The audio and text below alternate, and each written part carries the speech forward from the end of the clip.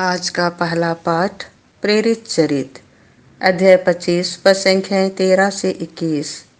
राजा Agrippa और बेरनीस कैसरिया पहुंचे और फेस्तुस का अभिवादन करने आए। वे वहां कई दिन रहे और इस बीच फेस्तुस ने पौलुस का मामला राजा के सामने प्रस्तुत करते हुए कहा, फिलिक्स यहाँ एक व्यक्ति को बंदीगिरी में छोड़ गया है। जब मैं यरूशलेम में था तो महायाजकों तथा नेताओं ने उस पर अभियोग लगाया और अनुरोध किया कि उसे दंडाज्ञा दी जाए। मैंने उत्तर दिया, जब तक अभियुक्त को अभियोग्यों के आमने सामने ना खड़ा किया जाए और उसे अभियोग के विषय में सफाई देने का अवसर ना मिले, तब तक किसी को प्रश्न करने के लिए अभियुक्त को उसके हवाले करना रोमियों की प्रथा नहीं है।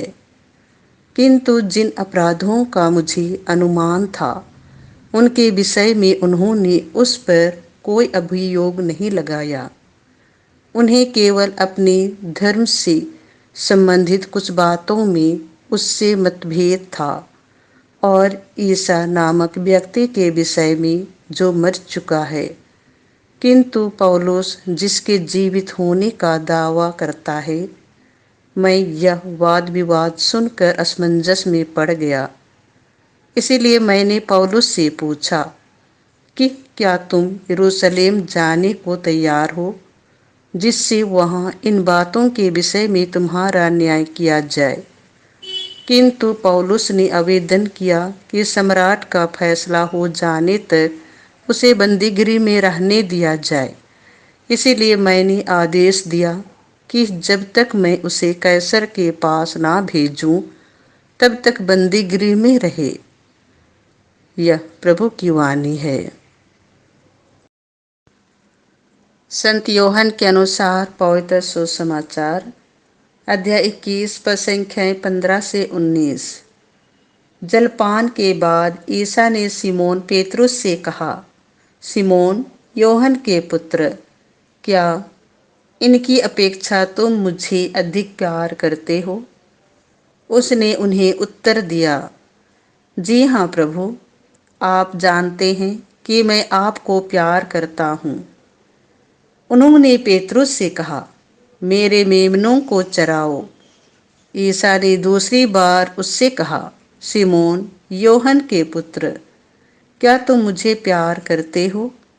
उसने उत्तर दिया, जी हाँ प्रभु, आप जानते हैं कि मैं आपको प्यार करता हूँ। उन्होंने कहा, मेरी भेड़ों को चराओ। ईसा ने तीसरी बार उसे कहा, सिमोन योहन के पुत्र, क्या तुम मुझे प्यार करते हो? पेतरुस को इससे दुख हुआ कि उन्होंने तीसरी बार उससे यह पूछा, क्या तुम मुझे प्यार करते हो? और उसने ईसा से कहा, प्रभु, आपको तो सब कुछ मालूम है। आप जानते हैं कि मैं आपको प्यार करता हूँ। ईसा ने उससे कहा, मेरी भेड़ों को चराओ।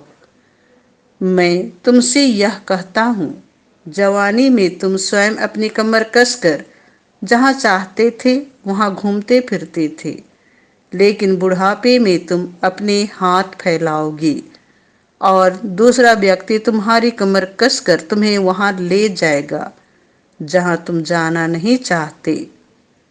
इन शब्दों से ईसा ने संकेत किया कि किस प्रकार की मृत्यु से पेतरुस द्वारा ईश्वर की महिमा का विस्तार होगा। ईसा ने अंत में पेतरुस से कहा, मेरा अनुसरण करो। यह प्रभु का सुसमाचार है।